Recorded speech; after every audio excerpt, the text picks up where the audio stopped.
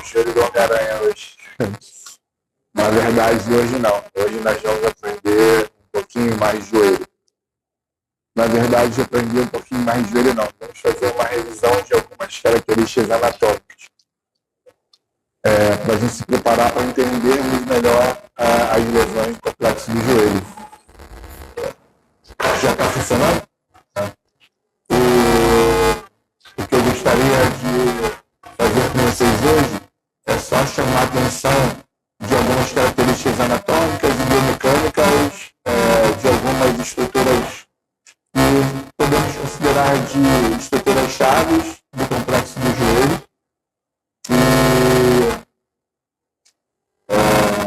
Visto isso, nós começamos a estudar as lesões na próxima semana, tá bom?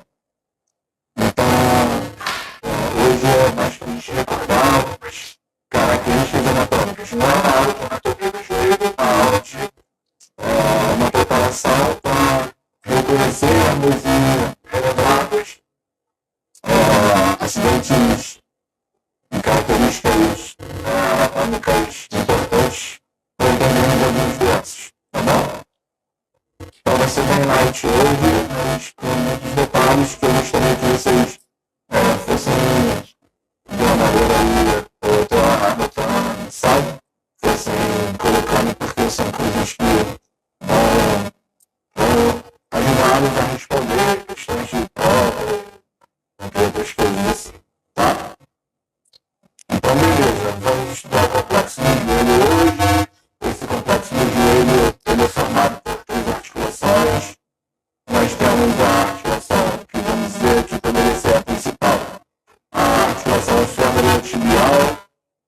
Nós temos a articulação tibiofibular superior e nós temos a articulação femoropatelar. Daí não dá para ver, né? É por causa da porta, né? E aí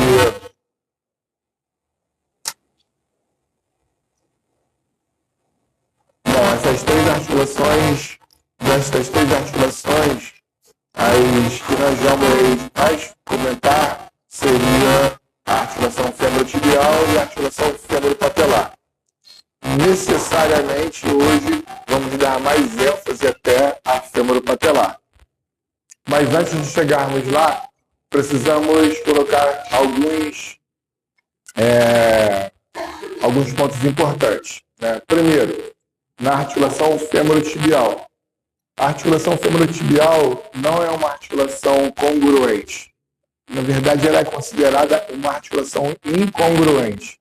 Nós temos uma convexidade da extremidade distal do fêmur, através de seus cônjulos e dos seus epicônjulos, que não se encaixa perfeitamente no platô tibial, nem o lateral, nem o medial, nessa concavidade do platô tibial.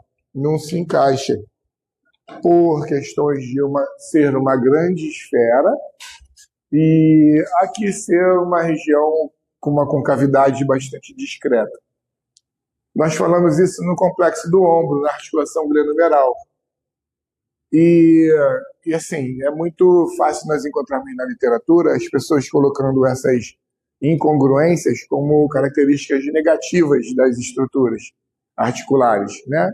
E poderiam fazer com que elas sucumbissem a certas doenças. Mas eu tenho uma visão diferente dessas características anatômicas, que eu acho que o Criador é perfeito. Tudo é perfeito no nosso organismo. Tudo é feito, organizado, montado, criado para funcionar perfeitamente. E o complexo do ombro, nós vimos isso. Nós temos uma habilidade muito grande de termos uma grande amplitude de movimento, né? Por isso, aquelas características anatômicas que muitos olham, isso daqui me traz problemas, mas eles não conseguem encontrar as belezas, as benesses, as coisas boas que essa característica anatômica pode lhe proporcionar.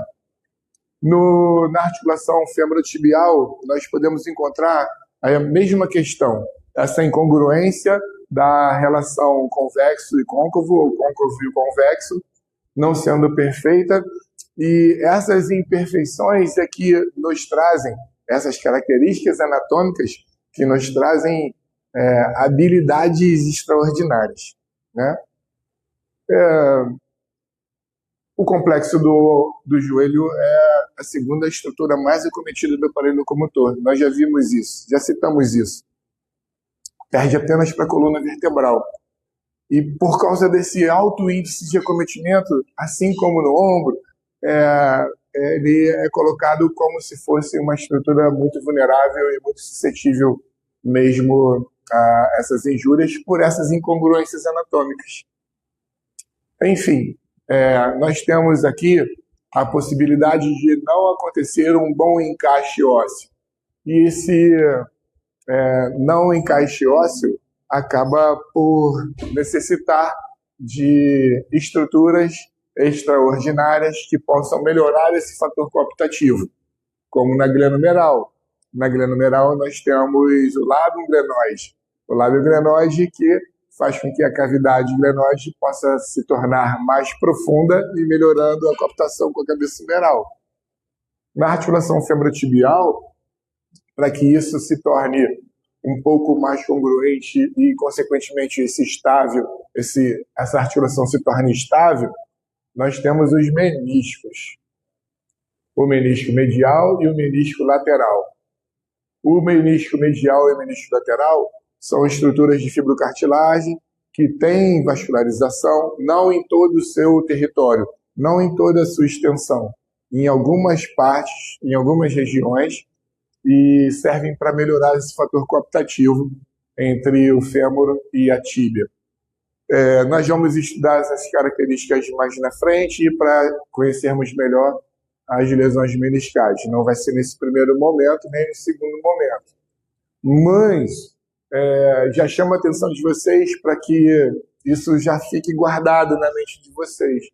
E eu tenho aqui os meniscos não só como amortecedores, como na maior parte das leituras, vocês vão ser induzidos a acreditar. Os meniscos eles sofrem um tipo de lesão porque uma das suas funções, ou a sua função principal, seria o amortecimento dessa energia mecânica que recai sobre a articulação do complexo do joelho. Mas não. Ele também tem um componente importante na estabilidade, na coaptação femorotibial. O seu principal sintoma não tem a ver com a instabilidade, mas ele é um dos fatores que poderiam fazer com que essa estrutura se tornasse, quando lesionado, quando roto, bastante vulnerável a sofrer instabilidade. Hoje pode ser apenas uma informação vazia, isolada dessa estrutura, mas quando nós começarmos a ver as miscelâneas, as lesões combinadas, lesões ligamentares e lesões meniscais simultaneamente, vocês vão entender por que nós vamos sucumbir à entrega desse paciente a um procedimento cirúrgico. A reabilitação poderia ser até positiva, mas num ponto bastante, talvez, longe daquilo que a pessoa necessitaria para ter uma vida fisicamente ativa. Mesmo que não fosse esportiva, mas até mesmo profissional. O índice de incapacidade física por lesões de miscelâneas, lesões combinadas no complexo do joelho, que associam lesões de menisco a lesões ligamentares, desse tempo todo a gente tem trabalhado com um tratamento conservador e também com pré- e pós-operatório. E a gente precisa dar a mão à palmatória, que é a correção cirúrgica, em alguns desses casos, ela traz um benefício muito maior para alcançarmos melhores resultados na reabilitação e o paciente ter um quadro clínico muito, não só mais rapidamente alcançado, né, de bem-estar, de condições físicas, né, melhoradas, mas também de uma forma muito mais breve, né? Eu, quando acadêmico, eu fazia parte de um grupo de joelho, de estudo de joelho. O presidente lá da liga, ele até hoje é um especialista de joelho, é um profissional exemplar, né? Recuperou, reabilitou muitos atletas do mundo do futebol, do voleibol, sabe, do basquetebol. Ele se dedicou exclusivamente a isso, a vida dele acadêmica toda. E nós participávamos desse grupo e com uma intenção de que não, nada é cirúrgico, tudo pode ser conservador, tudo pode ser conservador. E era uma coisa assim que eu, por muito tempo, pensava nisso, até mesmo para esportistas, sabe? Lógico que a decisão sempre era do atleta, a decisão sempre era do indivíduo, né, que era portador da lesão, mas nós tínhamos esse pensamento, brigávamos muito por isso. Hoje, depois de tantos anos, eu não é questão de dar a mão à palmatória, é de entender um pouco diferente, né, esse processo de reabilitação e a associação da nossa profissão com a do cirurgião, né? Então, as lesões de meniscos são lesões importantes, são lesões sérias. Dá para tratar conservadoramente? Dá sim, né? E muito bom dia, muitas delas. Mas quando nós temos lesões combinadas, a situação acaba ficando um pouco mais complicada para a gente. Para darmos esse prognóstico, precisamos ter muito cuidado, mesmo quando não é um atleta, ou principalmente quando não é um atleta, que a gente acaba subestimando a necessidade da sua capacitação física para ter uma vida saudável, para ter uma vida plena, né? Enfim, então essa informação dessa incongruência articular, como no complexo do ombro, e esses meniscos ali, para que possam realmente melhorar esse fator coaptativo, seria importante para vocês já começarem a observar que são detalhes anatômicos que vão fazer com que você possa entender melhor o quadro do seu paciente e aí você poder dar um prognóstico, né, de melhor qualidade, tá? Então, essa é a articulação femorotibial. Ela tem também, nessa união desses dois ossos, uma outra característica também extremamente importante que a gente tem que memorizar e a gente tem que frisar agora, com maior responsabilidade. Aqui eu tenho uma visão do fêmur distal para proximal, né? Caudal cranial, vendo a parte inferior do fêmur. E eu vejo os côndilos, medial e lateral, vejo que o côndilo lateral ele é muito mais volumoso do que o medial, né? Isso, infelizmente, passa batido na anatomia, quando nós estudamos anatomia. A anatomia que vocês tiveram a oportunidade de ter foi de qualidade, com certeza, teve uma qualidade, mas a anatomia que eu tive provavelmente foi a mesma que vocês tiveram, sabe? Então, a fisioterapia como ciência evoluiu, entendemos melhor muitas coisas que poderiam ser exigidos assim uma aula de anatomia com mais especificidade.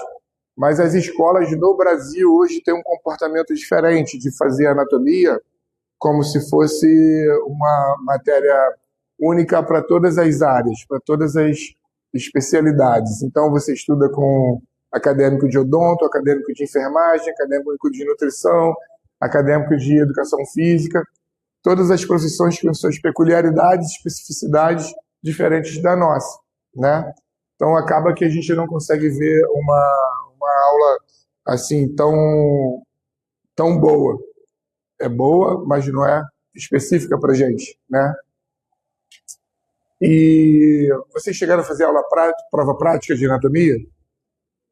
Chegaram lá na bancada para fazer o nome dos acidentes anatômicos e tal. Então, provavelmente, vocês foram uma das últimas turmas que foram submetidas a isso, né? Que agora é difícil você ver prova prática de anatomia. Que bom que vocês passaram por isso. É impressionante o nervosismo que dá, né?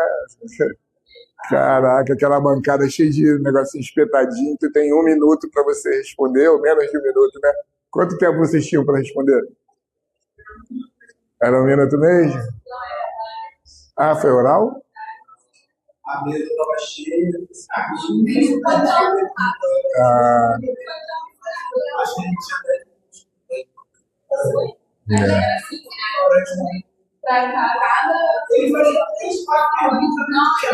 foi o Gabriel, né?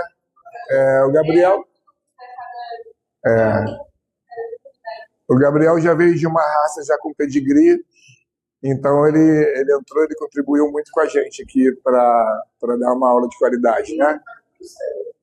Ele saiu porque ele foi fazer, eu acho que alguns concursos e tal, e isso atrapalharia a vida dele, né? Os objetivos novos dele. Sim, Gabriel foi meu aluno aqui, foi aqui em Niterói que Gabriel foi meu aluno, foi nosso aluno, né? Quando ele estava fazendo esse trabalho de anatomia, eu gostei pra caramba, mas eu acho que, mesmo a Renata, não sei, eu acho que a Renata está afastada, os outros professores não pegam tão forte assim, né? Mas, enfim, bom dia. Então, tinha também o Marcos Vinícius, não sei se ele deu aula aqui, mas ele também estava em Niterói, em São Gonçalo. São os três da anatomia que eu confiava, que eu gostava. Eles não faziam mais porque... Jefferson, cara, eu não sabia que Jefferson dava. Eu sabia só da Jaqueline Salgado, né? Então, mas como dar uma boa aula para mais de 200 pessoas, 150 pessoas, né? Fica difícil. Bom, o que eu quero chamar a atenção de vocês para o côndilo femoral lateral. Ele é mais volumoso e, anteriormente, ele apresenta um epicôndilo, um outro acidente anatômico, que é maior, é mais saliente, é mais proeminente, ele se destaca mais anteriormente.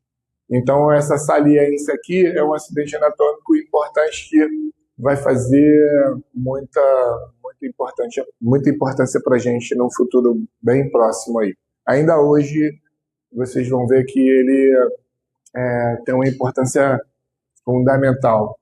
Muitos olham esse acidente anatômico como uma coisa de prejuízo. E, como sempre, né, tem alguém que olha a anatomia, essa daqui é instável por causa disso, isso daqui é ruim por causa daquilo. Mas tudo tem um porquê na biologia, tudo tem um porquê no ser vivo. Nada é à toa. E assim como o ligamento coracoacromial não é à toa, ele serve de anteparo para a cabeça do húmero, aqui essa saliência mais anterior vai trazer uma contribuição mecânica muito importante para a gente. É muito importante, mas ao mesmo tempo ela vai estar envolvida com uma doença extremamente agressiva e principalmente para o sexo feminino, tá? E nós vamos começar a entender hoje. Uma outra coisa também importante são as superfícies articulares da tíbia, que a gente chama de platôs, né? Essas superfícies articulares, elas apresentam essa concavidade, ambas apresentam a concavidade, mas o platô medial, a concavidade é maior. Então, eu tenho no compartimento medial uma concavidade maior, mais acentuada, e uma concavidade menor, mais discreta, muito mais rasa, no compartimento lateral. Então, isso poderia me trazer um encaixe ajustado pelos meniscos, bem diferente no compartimento medial e no compartimento lateral. Poderia me trazer condições biomecânicas durante a fase de flexão e extensão bem distintas, ocorrendo na mesma estrutura, sendo que no compartimento medial e lateral você teria uma mobilidade bem diferente, tá? Agora, eu vou dar um exemplo que saiu do nada na aula lá de São Gonçalo. Todo mundo já foi no mercado fazer compras alguma vez, e eu acredito que a maioria das pessoas já possam ter tido essa experiência. Você pegou um carrinho para empurrar e um lado da roda estava agarrando. Aí você, quando empurra, aí o carrinho não vai reto, o carrinho vai assim. Não é assim? Então, como eu tenho um côndilo medial mais profundo e um tipo de menisco característico para isso, a parte do compartimento medial do meu joelho, durante a flexão e a extensão, não tem tanta mobilidade como no compartimento lateral, que é mais raso. Na literatura, eles colocam que você tem aproximadamente, durante a flexão e a extensão, um deslizamento femorotibial que no compartimento medial pode chegar a 5 milímetros e no compartimento lateral pode chegar até 12 milímetros. Aí, olha só, se eu estou empurrando um carrinho que um lado tem uma mobilidade menor e o outro tem uma mobilidade maior, o que vai acontecer com o carrinho? Vai rodar. E aí, essa coisa é impressionante. Essa característica anatômica que traz para o complexo do joelho, para a articulação femorotibial, uma condição de, quando você está fazendo a extensão e a flexão, a tíbia faz um giro, ela faz um movimento em espiral, ela tem uma rotação interna e uma rotação externa. Você não tem um movimento puro no joelho fazendo flexão e extensão. Quando você faz a flexão e a extensão, a tíbia vai girando internamente e externamente, justamente por causa dessa incongruência que é permitida pelas assimetrias da convexidade com a concavidade, e mais especificamente ainda porque eu tenho um encaixe mais firme no compartimento medial, dando menor deslizamento do que no compartimento lateral. Por isso a tíbia gira e você tem um movimento tridimensional no complexo do joelho por causa disso. Tá? Essa é uma característica que, sem dúvida alguma, faz com que você tenha, assim como o tornozelo que nós ainda vamos estudar, a pelve que nós ainda vamos estudar, uma capacidade maior de adaptação ao ambiente que você tem oportunidade de ter contato, as irregularidades do solo, as assimetrias do solo, e você ter ali uma condição maior de se adaptar e se manter na postura bípede, por causa dessa movimentação tridimensional. Vocês compreendem o que eu estou falando? A anatomia do joelho proporciona isso. Mas aí, ao mesmo tempo, isso acaba fazendo com que aquele animal humano que se arrisca em fazer atividades mais intensas, ou até mesmo aquele animal humano que não teve muita sorte, possa ter um momento de agressão sofrida e sofrer dano justamente nesse momento dessa rotação durante a flexão ou a extensão do joelho, trazendo essa complexidade e, às vezes, uma gravidade, né, de alta severidade mesmo nas suas lesões das estruturas moles que compõem o complexo do joelho. Tá? Isso, para muitos, é o que a gente pode chamar de a cereja do bolo. É isso que faz com que a reabilitação do joelho seja mais difícil em muitos casos.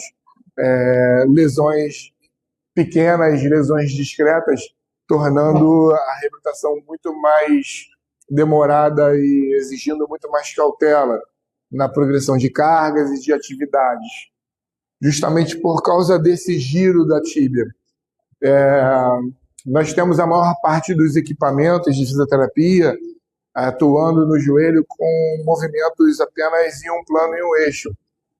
A gente não consegue reproduzir a rotação da tíbia. A gente não consegue reproduzir isso naturalmente, para treinarmos isso.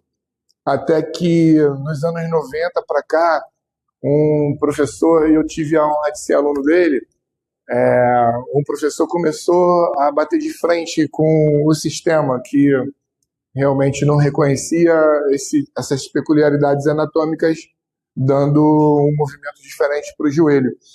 E ele se destacou muito e acabou hoje, graças a Deus, ele está onde ele gostaria de estar. Ele é um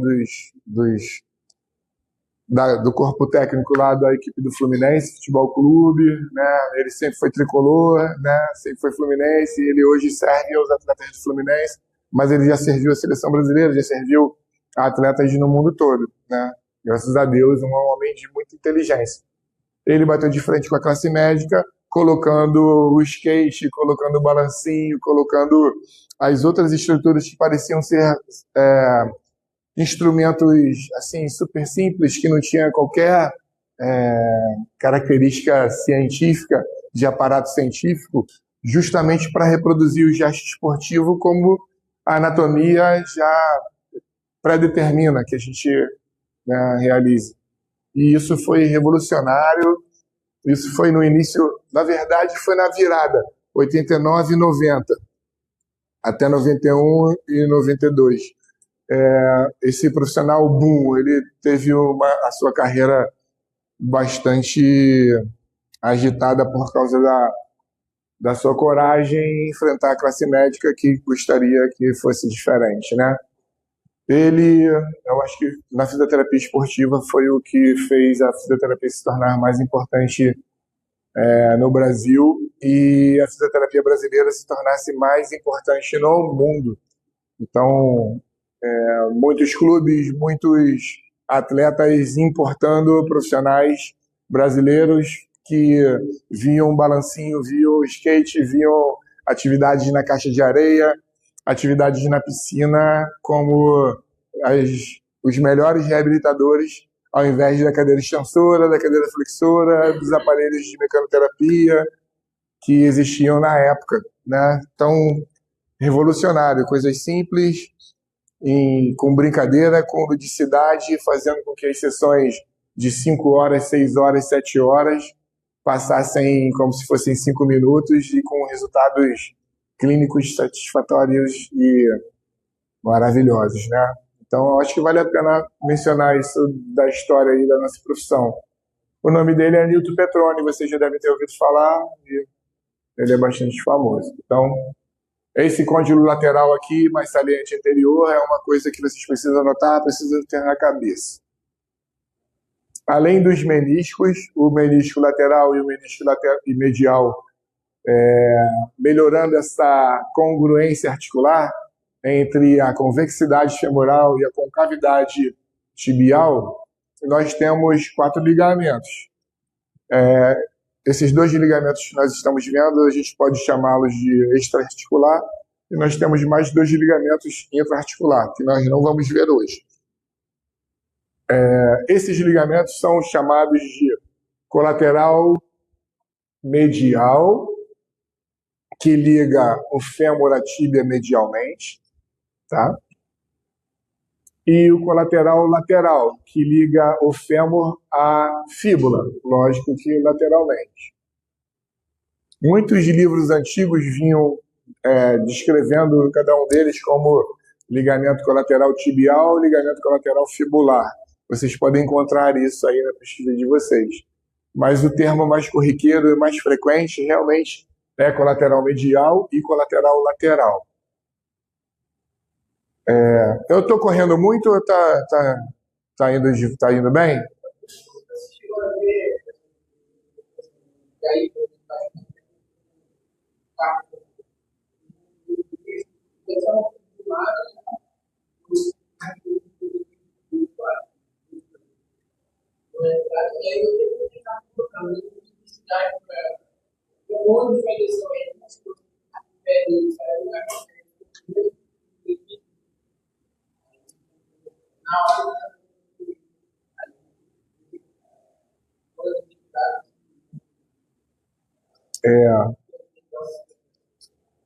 Foi engraçado porque na época da minha vida que eu mais reabilitei atletas e principalmente futebolistas com lesão de cruzado anterior, eu sofri a minha lesão de cruzado anterior também. Você conhecer o outro lado da moeda é outra coisa. A dor, eu já tive crise renal, várias crises renais. A dor da lesão do ligamento foi maior do que quando eu tive, né? Do que a minha crise renal mais forte. É impressionante a dor. Oi? Jogando futebol numa tesoura voadora do Júnior Baiano. Vocês não devem conhecer o Júnior Baiano. Conhece o Júnior Baiano? É uma tesoura voadora. Meu joelho dobrou 90 graus para dentro. Vamos lá.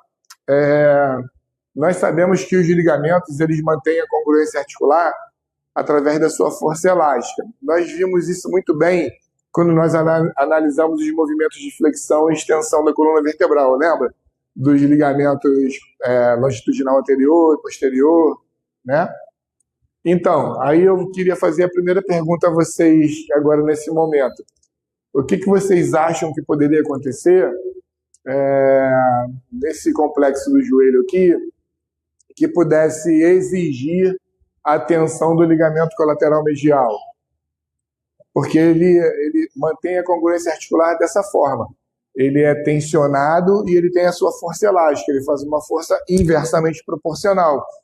Então, quando eu tenho uma articulação se movendo e as estruturas se afastando, o ligamento ele faz uma força inversamente proporcional, né? Tentando manter a relação dessas estruturas ósseas.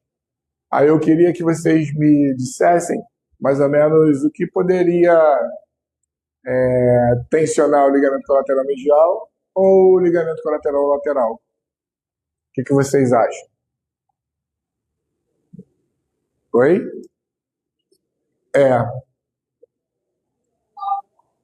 Que é a questão do varo e valgo. Imagina eu fazendo uma força de lateral para medial. Uma força de lateral para medial, eu vou afastar o côndilo lateral, o côndilo medial e o platô medial. Vou aproximar o côndilo medial, o lateral com o platô lateral. O joelho vai fazer isso aqui, ó. Vai abrir um bocejo, vai abrir a boquinha aqui, que é o teste de bocejo. Aí eu tensiono o ligamento colateral medial. Isso a gente chama de força em valgo. Fazendo uma força em valgo, eu faço a abertura do compartimento medial. O contrário também é verdadeiro. Se eu fizer uma força em varo, eu vou abrir o bocejo do compartimento lateral e vou tensionar o ligamento colateral lateral. A gente faz os testes desses ligamentos fazendo o teste do bocejo, que é a força em valgo e a força em varo, para ver se acontece a abertura, o bocejo do complexo do joelho, no compartimento lateral ou no medial. Não só sentindo dor. A dor pode não ser, na verdade, eu posso te falar diferente. A dor não é o que vai determinar você a conclusão, chegar a uma conclusão de que esse ligamento está roto. Você vai precisar, primeiro, comparar os dois lados e você observar se existe uma mobilidade exagerada ou não, comparando os dois ligamentos, os dois colaterais mediais e os dois colaterais laterais. Os testes ligamentares do joelho, e até a gente pode incluir o teste de ligamento cruzado anterior, eles são clínicos para você realmente fazer o diagnóstico. Muitas das vezes a pessoa tem a lesão e a ressonância não detecta.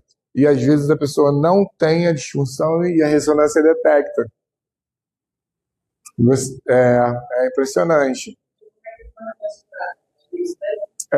O exame clínico é fundamental e fazendo testes de lágrima para cruzado anterior, os testes de bocejo, né, para colaterais, e você ter na história do paciente o seguinte relato: o joelho desarma, o joelho falseia. O falseio é instabilidade. Você pode ali sacramentar, apostar o seu diploma que a pessoa tem uma lesão ligamentar. Lógico que você, fazendo os testes e comparando ambos os joelhos, se você comparar os joelhos, a pessoa está apresentando instabilidade, compara os dois joelhos e ele não tem essa hipermobilidade, essa frouxidão ligamentar, essa instabilidade pode estar vindo por outro motivo. Um dos motivos nós vamos ver hoje aqui, que tem tudo a ver com a articulação femoropatelar. E aí a pessoa confunde a instabilidade, a sensação de instabilidade com a sensação de impotência funcional que a femoropatelar vai trazer, que dá insegurança, dá fraqueza por causa da dor. Então, assim, esses detalhezinhos anatômicos que a gente está relembrando agora, devagar, para vocês irem anotando, são, assim, vamos dizer que são os tijolinhos, os primeiros tijolinhos para a gente construir um muro, sabe? Para para a gente conseguir, na hora do exame lá, na prática, termos uma noção muito mais clara, muito mais próxima do assertivo, né? De uma conclusão mais assertiva possível, tá? Muitas pessoas chegam para você com um diagnóstico X e você olha, pô, não é por aí, esse sintoma é outra coisa, e aí você tem que ser mais investigativo mesmo. Isso não é coisa de sabichão, sabe, Enzo? Não é coisa de sabichão, é a peculiaridade da nossa profissão, assim, é a nossa responsabilidade. Não é só a pessoa chegar e vermos um diagnóstico clínico e sairmos usando as nossas técnicas, os nossos recursos. A gente precisa observar realmente o que está acontecendo e o que a gente pode fazer com os nossos recursos, sabe? Para melhorar aquela pessoa. Lá na Clínica Escola, nós tínhamos muitos atletas, mas mesmo hoje que nós não temos muitos atletas, a universidade não está dando mais bolsa para ninguém, então os atletas estão indo embora e as bolsas não estão sendo renovadas. A gente dá muito diagnóstico lá de lesão de cruzado anterior para a pessoa procurar cirurgião. Entendeu? Então, a pessoa vai no médico e é engessado e tudo, sabe? É impressionante como as coisas são, né? Beleza. Vocês vão aprender a palpar essa linha articular aqui, para ver se o menisco tem pontos de gatilho e se tem lesões meniscais no teste de sensibilidade. Nós vamos fazer isso na prática. Olhando essa imagem aqui, vocês dão de cara com a articulação fêmuro-patelar. E aí eu quero agora começar a trazer a nossa conversa para a patela. A patela é a nossa intenção de hoje, tá? A patela, ela é chamada de osso sessamoide. Vocês lembram o que é um osso sessamoide? Sim ou não? Não lembram? Nunca ouviram falar esse termo? Já ouviram falar, mas não lembram como é. Então, ele é o maior osso sessamoide. Não é porque é um pequeno. Tem vários no dedão lá. Ele existe como se fosse para ajustar uma alavanca, para fazer com que você faça uma força pequena para vencer uma grande resistência. Então, imagina que eu tenho essa mesa aqui, eu quero empurrar essa mesa, mas essa mesa é muito pesada. Aí eu pego um osso sessamoide, boto aqui, aí pego uma alavanca, faço um apoio e movo a mesa. Certo? Então, a patela, ela funciona, o osso sessamoide funciona justamente para isso, para fazer com que essas estruturas moles que têm relação com os músculos que movem o joelho em extensão possam, com menor gasto energético, menor esforço, vencer uma grande resistência. Então, a patela está ali para formar uma alavanca.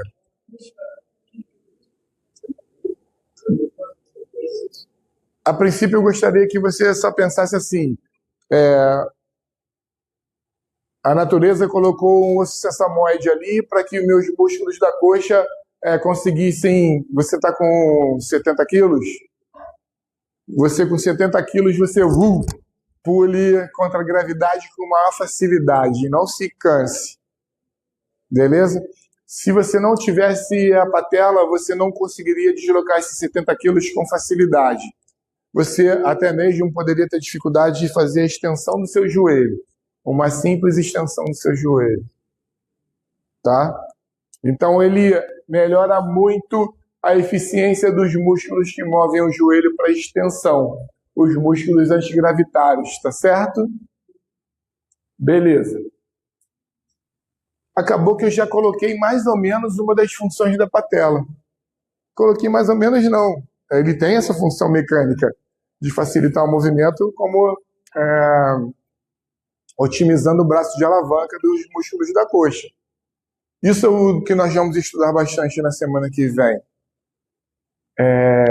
Mas agora, por curiosidade, mas uma curiosidade que não é só uma coisa banal, mas eu gostaria de saber de vocês. olhando essa imagem ali, a imagem central, o joelho de frente, o que vocês acham que a patela poderia fazer a mais, além do braço de alavanca, para o ser humano? O que a patela pode ter como funções também? Tem mais duas funções. Proteção.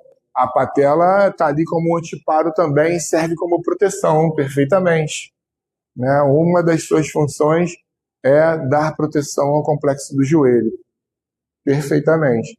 Mas tem uma muito estranha, não sei se vocês vão conseguir, quer dizer, não que vocês não conseguissem chegar a isso, mas vocês vão achar muito estranho. A gente está falando de ortopedia, a gente está falando de movimento, a gente está falando de dor, e de repente essa função não tem nada a ver com a nossa preocupação maior, né? A preocupação maior da nossa disciplina. Aí é um desafiozinho diferente, né? Você tentar imaginar que outra função seria essa. O que vocês acham? Dá uma viajada aí.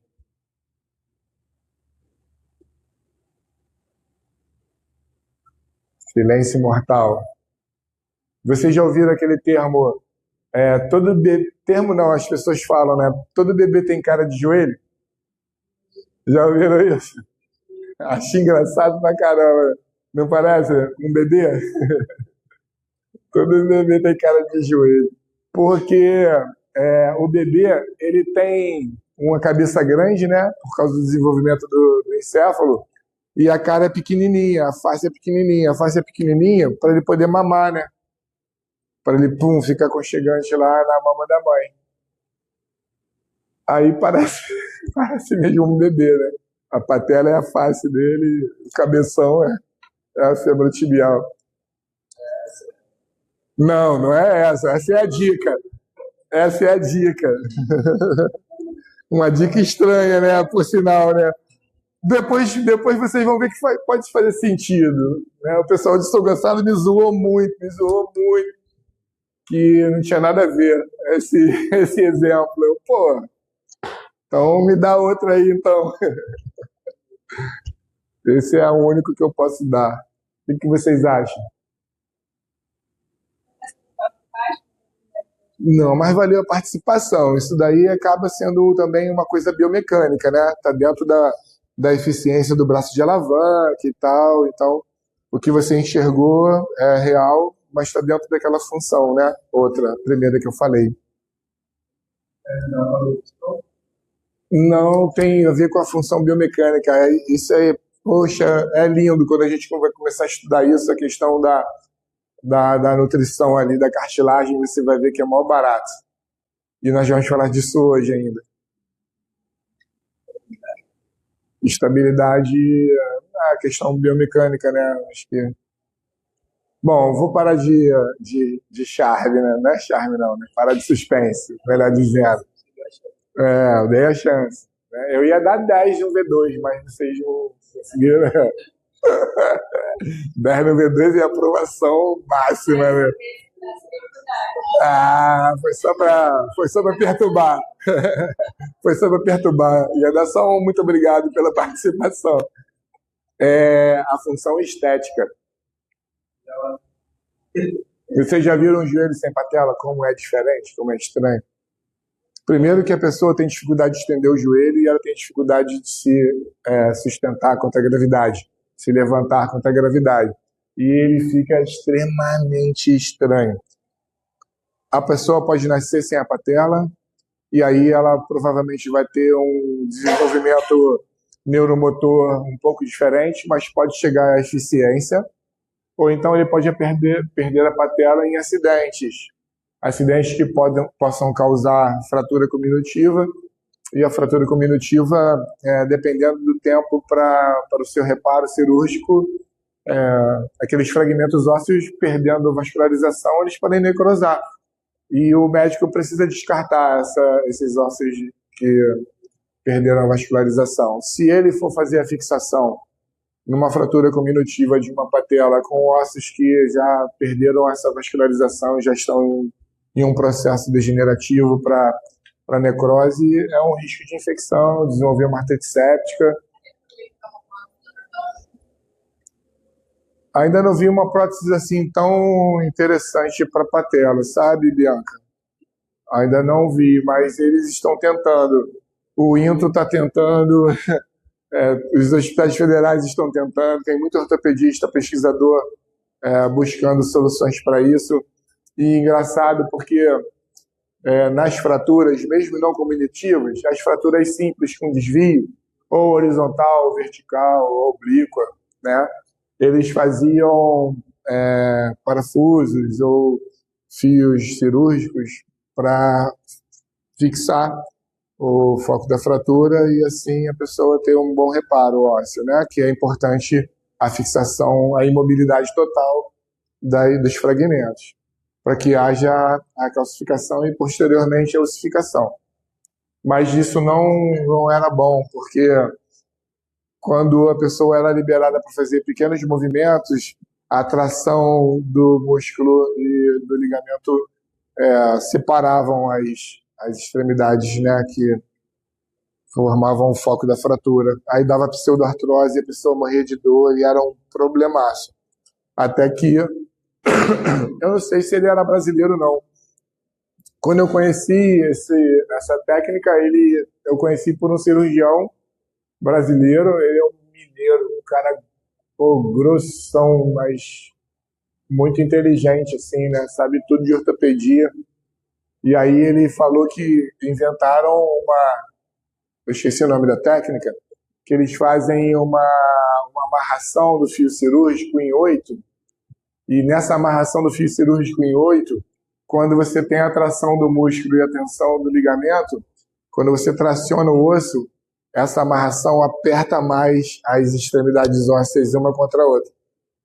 Então, eles conseguiram criar uma situação onde, ao invés da fratura ser mobilizada, ela era mais impactada ainda, favorecendo, assim, a calcificação, entendeu?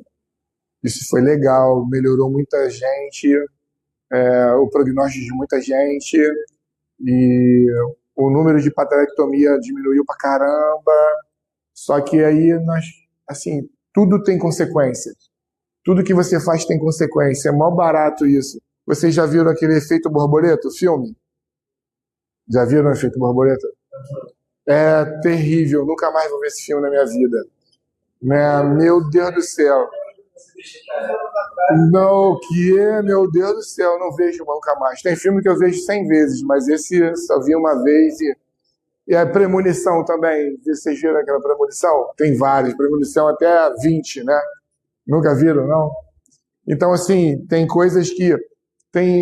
O que está acontecendo aqui hoje vai trazer consequências para vocês lá fora. É inevitável, né? O tempo que vocês estão aqui. Enfim, os caras começaram a tirar menos patelas, né? Menos patelectomia. E aí, preservando mais a patela, e a patela, uau, se reestruturando, se cicatrizando.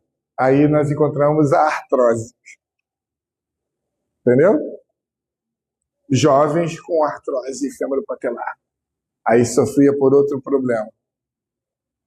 Compreendem isso? A patela antigamente, com procedimento cirúrgico, não acontecia a boa cicatrização, não consolidava a fratura. E aí a pessoa morria de dor, não conseguia se movimentar, e o médico tirava a patela. Aí descobriram essa circlagenzinha, fazendo uma furação e fazendo o fio cirúrgico em 8. Que eles viram que quando tracionava a patela se impactava mais ainda. Entendeu? E aí, poxa, conseguiram a solução para resolver as fraturas da patela. Né? A maior parte das fraturas da patela. Só que aí também lesionava a cartilagem. E aí a pessoa desenvolvia artrose secundária. Aí a dor vinha por causa da artrose. Pessoas jovens sentindo dor, ué, o que está acontecendo? Aí eu ia lá no raio-x, a fratura consolidada, mas tinha artrose. Aí a consequência de coisas, né? Não entendi. Cara, eu não conheço o Rodrigo Caio, né? Eu nunca vi o Rodrigo Caio, nunca vi os exames dele. Quem tratou dele nessa época que ele estava no Flamengo foi um ex-aluno meu, da Estácio, cara. O Fabinho Feitosa. O Fábio é um cara, pô, um doce, uma pessoa muito legal. Mas eu não gosto de misturar as coisas, não, sabe? Hoje nós somos colegas de profissão, mas eu não gosto de ficar perguntando a ele. Uma vez ele morava lá perto de casa, lá no Recreio, né? Ele morava na Barra. Aí eu passando com a minha filha ali na. Vocês conhecem a Belardo Bueno ali? A rua do Rock in Rio, a rua. Aí eu passando ali, ele tava atravessando com a roupa do Flamengo, assim, devia estar chegando em casa. Aí eu passei, Fabinho, Fabinho. Aí ele olhou pra mim, ele, tudo bem? Eu, por favor, cuida do Arrascaeta, não deixa ele, né? Aí ele, pode deixar, pode deixar. Pia, foi a única vez que eu me meti no trabalho dele, assim. O resto a gente só se fala, oba, oba, só fala da vida sabe? É, cara. Infelizmente, né? Porque ele era um grande jogador, assim.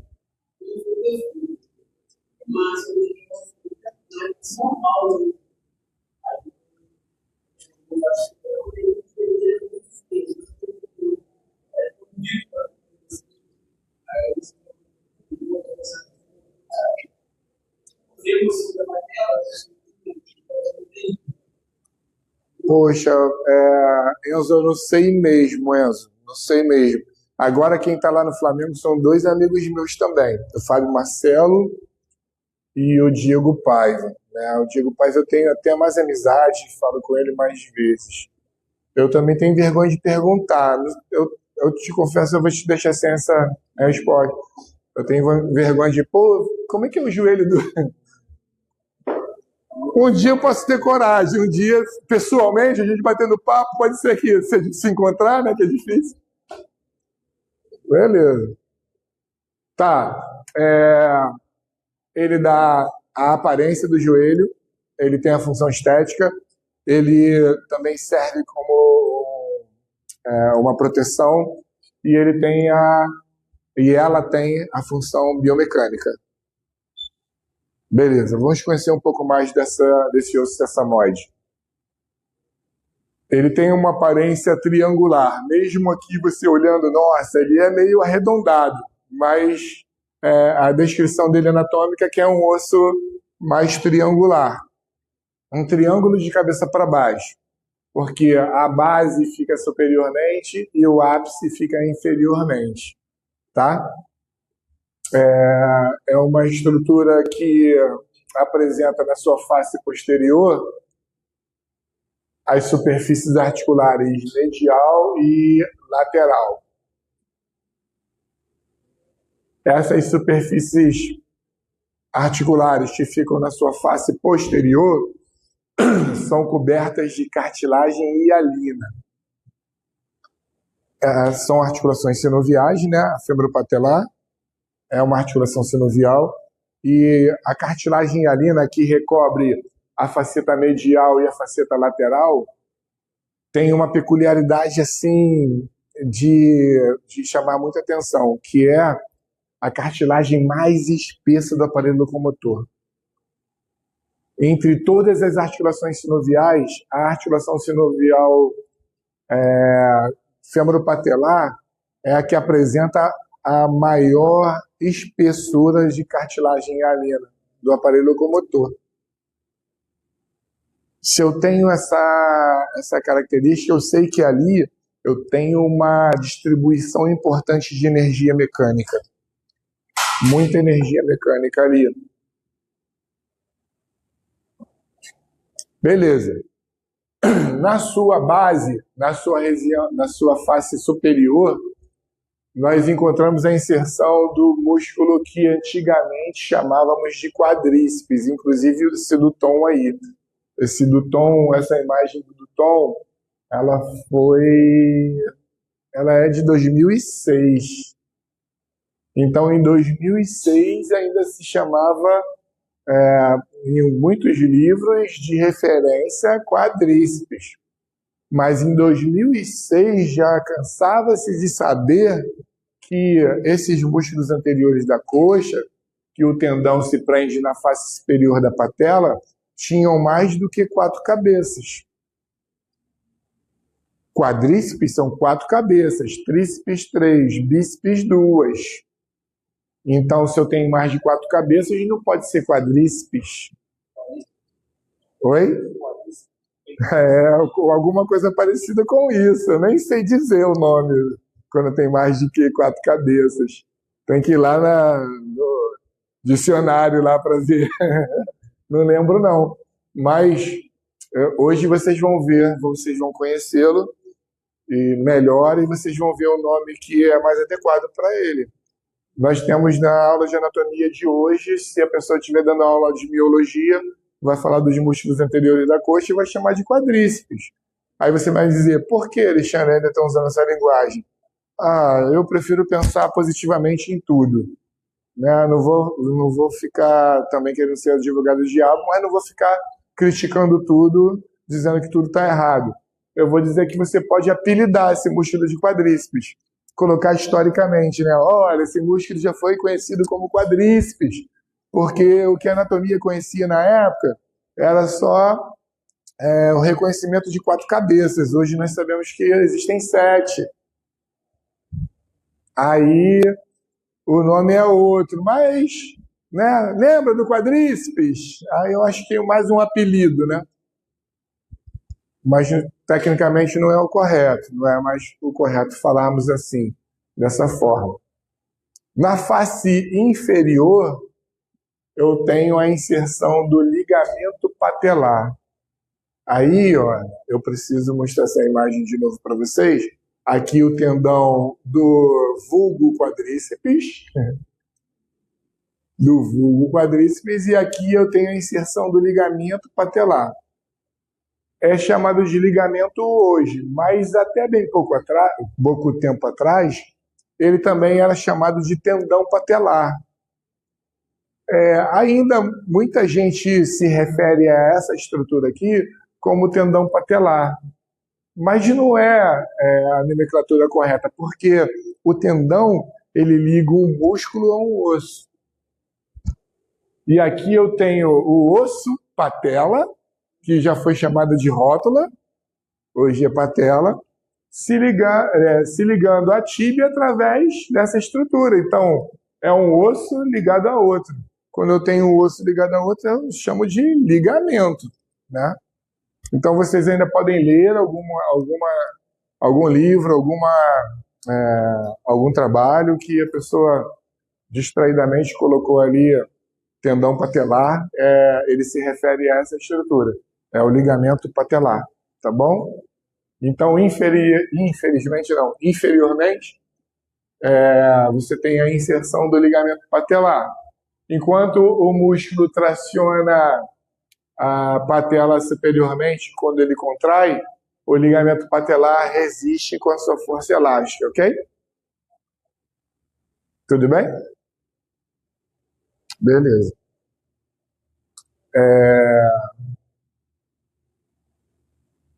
Existem 3 tipos de patela. O do Tom ainda chega até a 4ª, 5ª. Mas eu quero que vocês entendam os 3 tipos de patela. Esses aqui. E por que a patela... Por que a gente está falando muito da patela? A gente está fazendo uma introdução para conhecermos melhor a articulação fêmuro-patelar. E essas informações, né, mais simples e detalhadas da anatomia dessas estruturas, elas estão nos preparando para conhecermos um dos principais motivos para a dor no joelho, que é a dor patelofemoral. Então, nós temos metade da população mundial sofrendo de dores na coluna e dores no joelho. As 2 estruturas mais injuriadas. E das pessoas que sentem dores no joelho, 80% ou mais apresentam dor patelofemoral. Beleza? Olha a importância disso. Ainda temos de outros dados que podem ser assim bem estranhos e alarmantes. 90% das mulheres apresentam disfunção fêmoro-patelar. 90%, cara, é muita coisa. Isso é um dado de como é que é questão de saúde pública, né, da saúde da mulher. Geralmente é a saúde da mulher, a pessoa pensa mais no sistema reprodutor, né, glândulas mamárias, né, o câncer de mama aí, o sistema reprodutor, útero, ovário com muitos problemas, endometriose, câncer, são situações que detonam a qualidade de vida da mulher e até mesmo matam mais mulheres do que qualquer outra coisa, né? Mas a gente pode incluir isso a fêmuro-patelar, cara. Aí pode ser que eu não tenha impressionado vocês com essa coisa do 90%. Então, vamos fazer essa conta diferente. Em cada 5 mulheres, 4 apresentam disfunção fêmuro-patelar. Fica mais alarmante assim?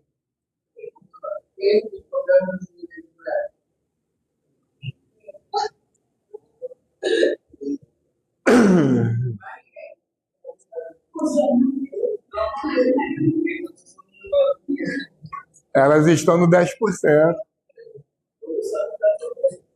Lá na prática a gente vê. Na prática a gente vê.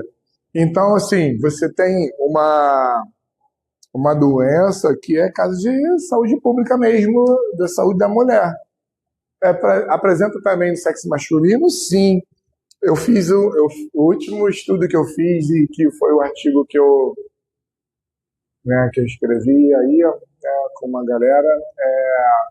Nós fizemos um estudo de 5 semanas, 1 mês e 1 semana, né? Foi o estudo mais longo que nós tivemos no mundo, assim, publicado até então. Depois do meu, que apareceu um outro estudo americano que a pessoa também fez em 4 semanas. Eu fiz em 5 semanas. O resto era tudo estudo, assim, de um dia. Faz hoje, experimenta hoje e pega o resultado hoje. É um estudo de corte, né? O meu primeiro foi o estudo longo, né, que teve. No sexo masculino, os resultados não foram tão interessantes, mas no sexo feminino, caraca, foi absurdo, assim, os resultados. Graças a Deus, melhora, né? Aí, eu até dei os direitos para um co-orientador que eu tive, para ele publicar esses dados só apresentando os dados do sexo feminino, tirando o sexo masculino. Oi? Nós vamos entender. Nós vamos entender. Bom, uma coisa que acontecia na busca da assistência médica hospitalar era uma observação que a patela sempre era muito alta e lateralizada. Essa constatação clínica no exame físico chamou a atenção dos pesquisadores e eles começaram a buscar informações para saber o que estava acontecendo. Então veio a questão muscular, o desequilíbrio muscular, que nós vamos ver daqui a pouco, e também a questão do tipo de patela e a questão do ângulo Q. São 3 questões que nós vamos ver hoje, tá? Numa sequência, teoricamente, a primeira preocupação foi a questão muscular. Com os procedimentos que nós vamos explicar, que as pessoas e os cientistas fizeram, os resultados não foram tão interessantes. Aí depois veio um estudo mais aguçado na anatomia da patela, e aí eles encontraram uma variação anatômica importante. E depois o ângulo Q, né? Vamos entender primeiro o tipo de patela.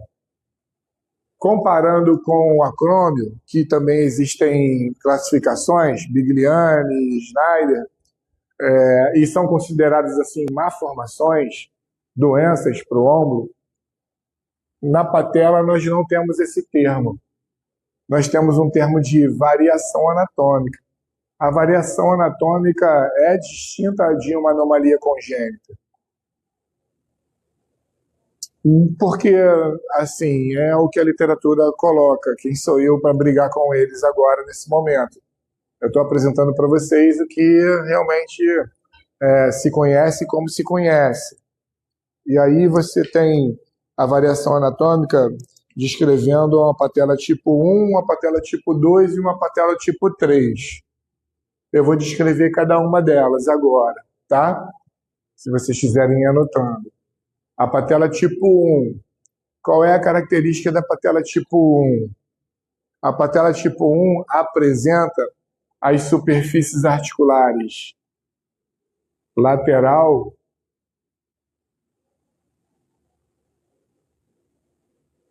semelhante à medial em relação à sua extensão, ao seu tamanho. Ou seja, elas são equivalentes. Eu tenho quase que o mesmo tamanho entre as superfícies articulares medial e lateral.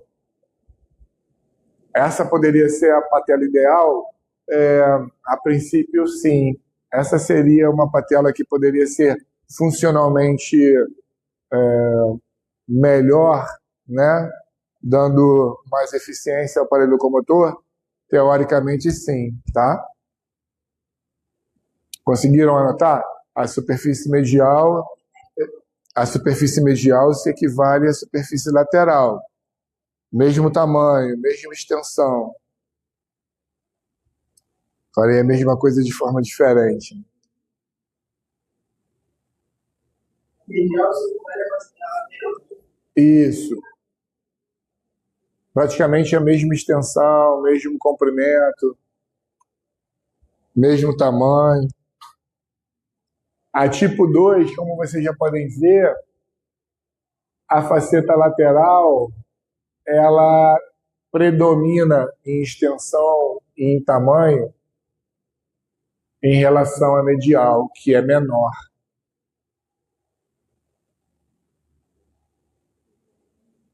Predomina em relação à medial, que é menor.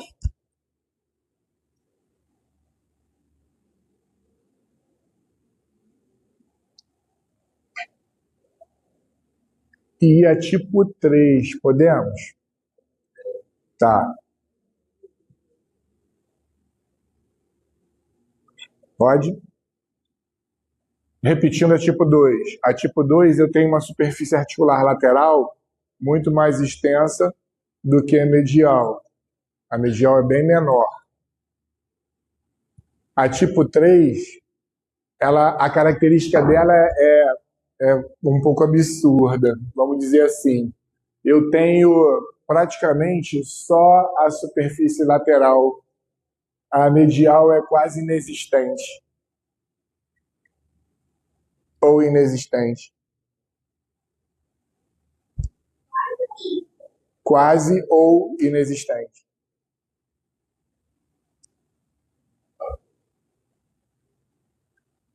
É engraçado, assim, o ser humano, ele é ímpar, né? Então, nós vamos ver patelas tipo 3, que você pode encontrar em alguns animais uma superfíciezinha um pouco menor do que em outra, né, na medial, entendeu? E outra que não existe mesmo.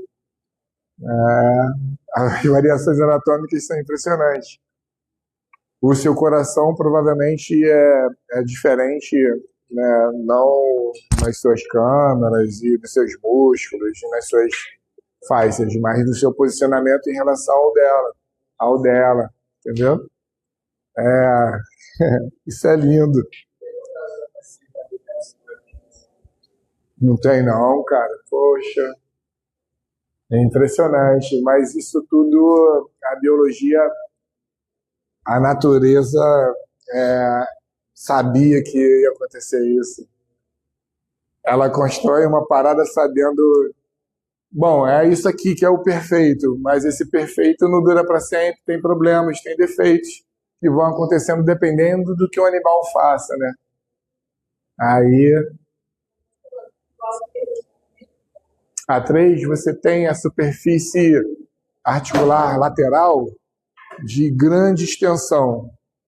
Praticamente só existe essa superfície articular. A medial é inexistente.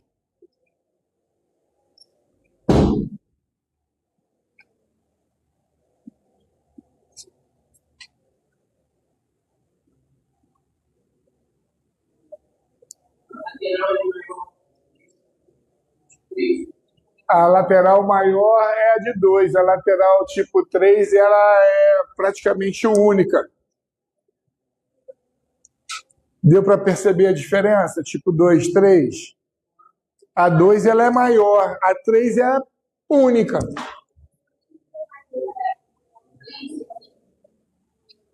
No desenho? Tá. Aqui, à sua direita, sempre vai ser a face lateral. Por que eu sei que é a face lateral? Olha aqui o côndilo lateral mais saliente. Você já estava na sala quando eu falei da saliência do côndilo lateral? Ou você chegou depois? Acho que você chegou depois, né? Então, essa proeminência aqui, óssea, é o côndilo lateral femoral que é maior, né? O seu epicôndilo também é maior. E aí ele se projeta mais anteriormente. Então eu sei que aqui é a face lateral, a face externa do joelho, beleza? Esse é o primeiro detalhe para você saber que a gente sabe o que é externo, o que é interno, o que é lateral, o que é medial. Na tipo 1, eu tenho a superfície lateral, articular lateral, igual ou equivalente à medial. Beleza? Em tamanho, em proporção de extensão, tá? Ela tem um encaixe aqui na tróclea e na fossa intercondiliana perfeito, tá? Mas existem variações anatômicas, mais duas variações anatômicas. Os anatomistas viram que tem a tipo 2, chamam de tipo 2 porque a superfície articular da patela lateral ela é maior do que a medial. E a tipo 3 é praticamente só a superfície lateral. Conseguiu capturar agora a ideia, vendo aquilo ali? E aí, qual é a consequência disso? Se eu tenho uma superfície medial igual à lateral, eu vou ter uma boa relação femoropatelar, tanto nos deslocamentos de flexão e extensão para desvios laterais como para desvios mediais. Agora, quando eu tenho uma prevalência do compartimento lateral, da superfície lateral, essa patela vai ter mais facilidade em se deslizar lateralmente. Então, essa poderia ser uma das principais justificativas para a pessoa que sente dor patelofemoral apresentar uma patela mais lateralizada. Aumenta as chances de luxação patelar.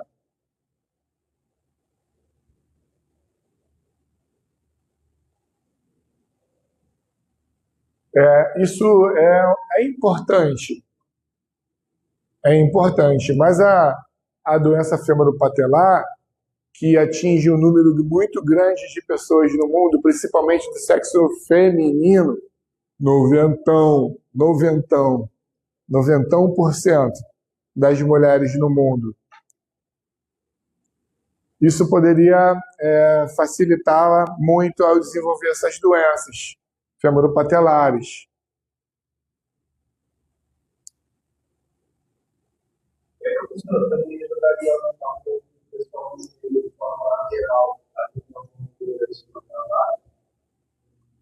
Varo não. Depois você vai ver que isso é facilitado por um grau de valgismo. Principalmente de valgismo.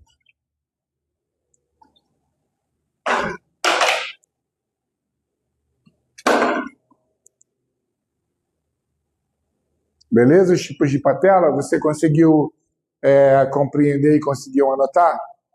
Conseguiu anotar também direitinho? Todo mundo conseguiu anotar essas diferenças?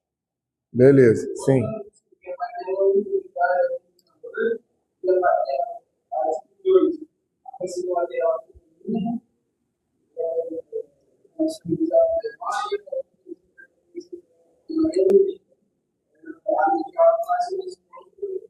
Perfeito. Perfeito, isso aí.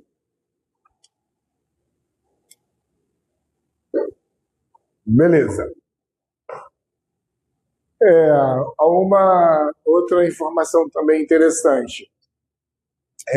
Eu tenho dependendo do grau de flexão do joelho, eu tenho um atrito entre a patela e o fêmur, e esse atrito pode acontecer com uma pressão aumentada em determinadas partes das superfícies articulares. E isso o Tom também mostra, e eu acho legal a gente compreender isso, né? Ter essa informação. Então, por exemplo, se eu tiver um joelho com 20 graus de flexão, eu vou ter um atrito fêmuro-patelar. Vou ter esse atrito fêmuro-patelar, mas principalmente com maior intensidade bem no ápice da patela. Então, muitas pessoas podem ter uma queixa, olha como é que são coisas interessantes.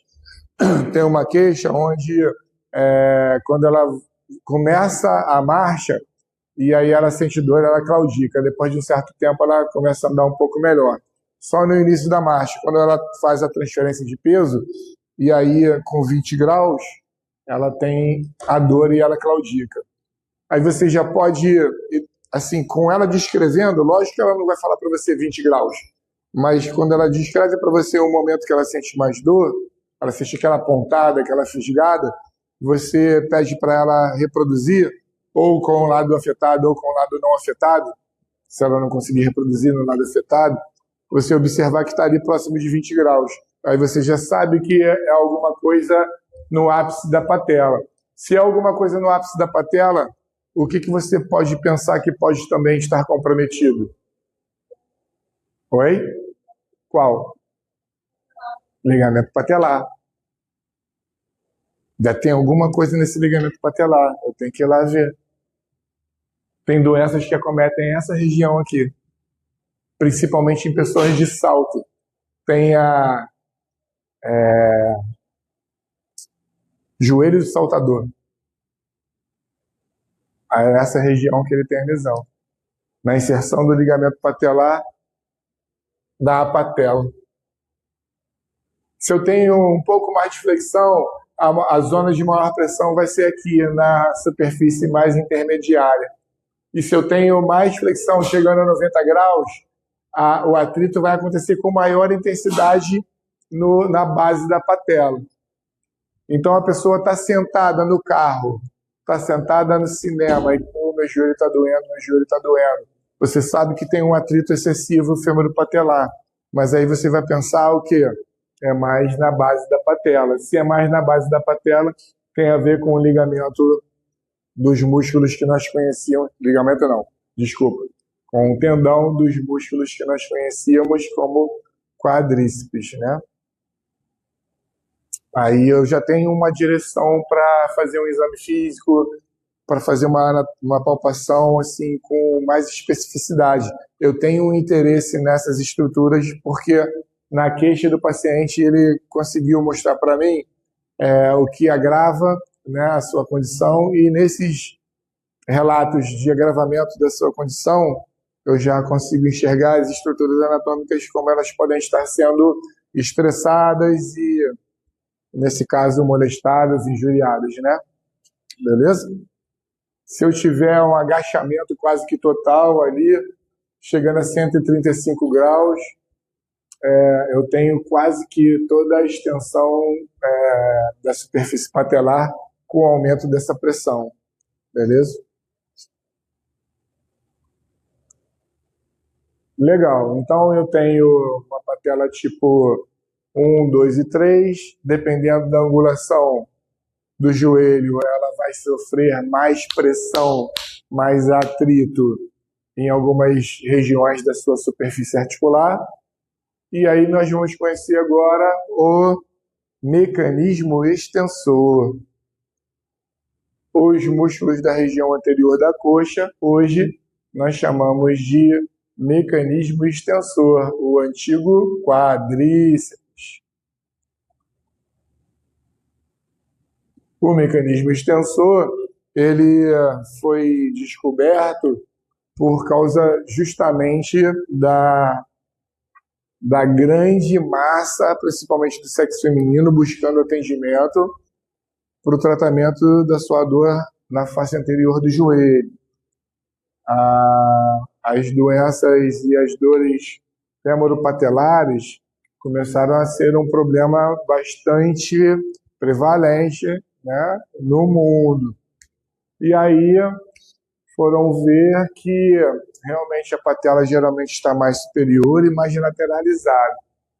Essa patela lateralizada poderia ser perturbada ou causar uma perturbação? Essa é uma pergunta, uma questão. Vocês acham que essa patela lateralizada poderia trazer uma perturbação e provocação de dor, principalmente pelo quê? Pelo que nós vimos até agora. Dá para sugerir alguma coisa?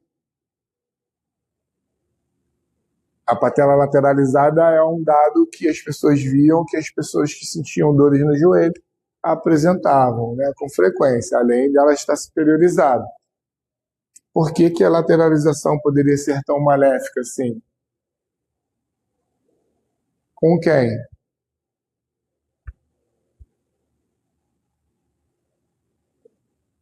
Oi? Não, mas valeu a participação. Com a tíbia, não. Com a fíbula, não. Que região? Que côndilo? Não depende. Por que o lateral?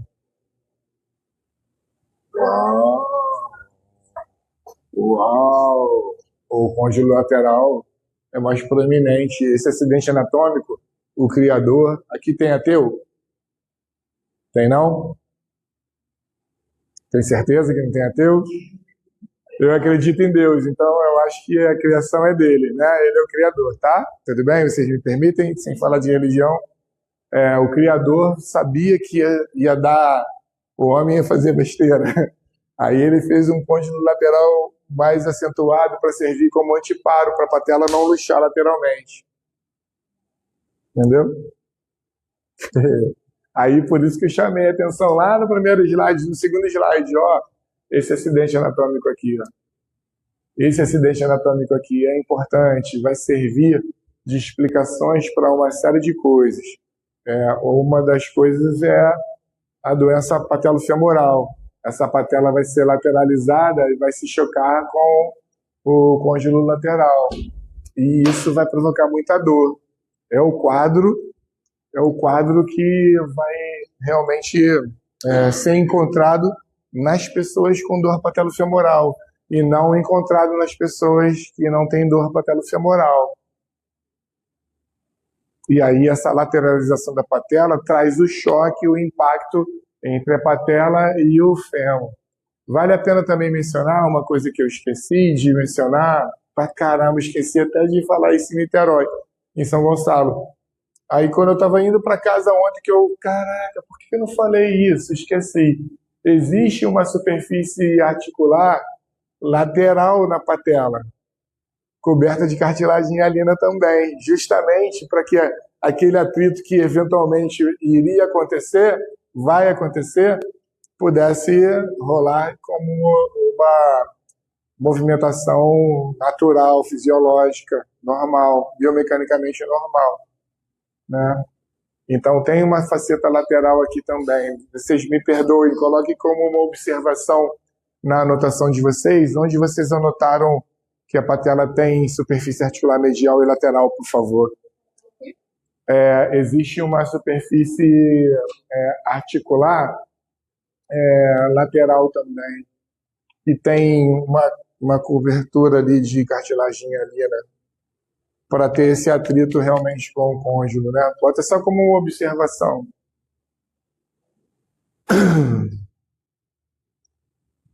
Na face lateral da patela tem também um atritozinho com o côndilo lateral e ali também é coberto de cartilagem hialina.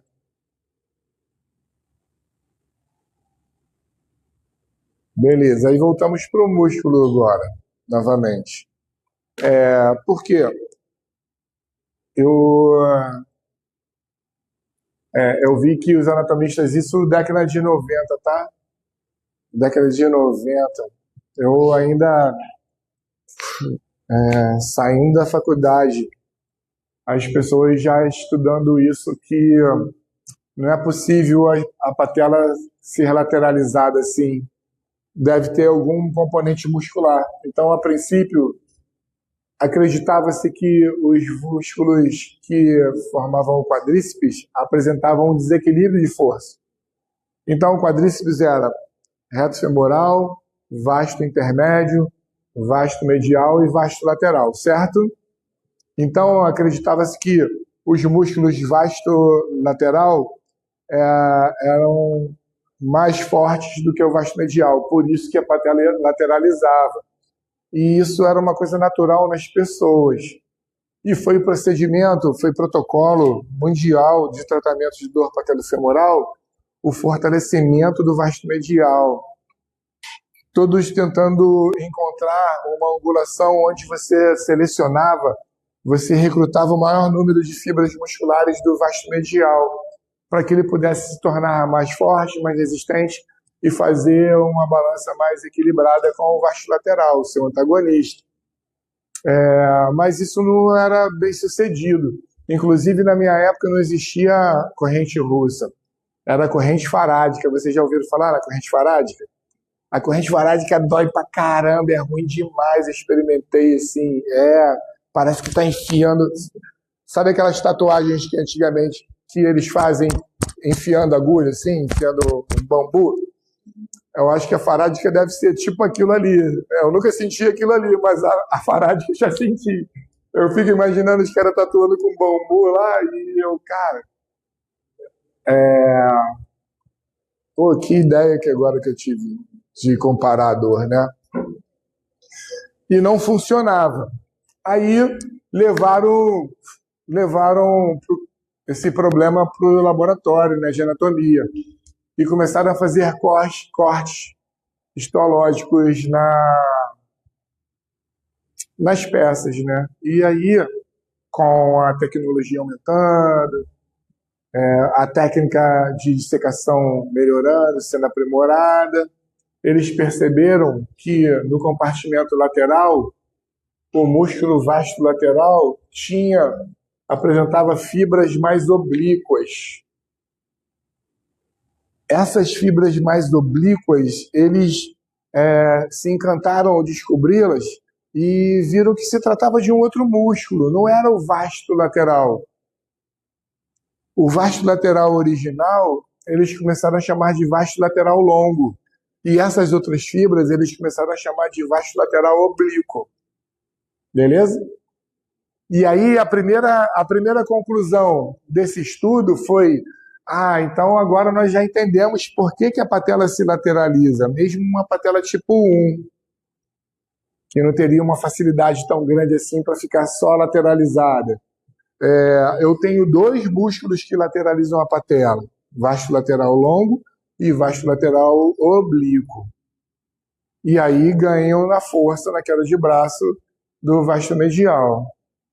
Só que essa primeira conclusão, ela não durou muito tempo, porque ficou assim a dúvida e a curiosidade. E o vasto medial? Né? Como é que ele é de verdade? E aí começaram a fazer cortes histológicos também no vasto medial. E também encontraram fibras mais oblíquas. Opa, não tem 2 contra 1. Tem 2 contra 2. Eu tenho vasto lateral longo, VLL. Tenho vasto lateral oblíquo, VLO. Eu tenho vasto medial longo e tenho vasto medial oblíquo, VML e VMO. Aí, caramba, e agora? Ficamos na mesma. Então é o tipo de patela, poxa. É o tipo de patela, é o tipo de patela, é o tipo de patela. Mas nem sempre a pessoa estudada com disfunção femoropatelar apresentava uma patela tipo 2, tipo 3. Poderia apresentar uma patela tipo 1. E mesmo assim estava lateralizada.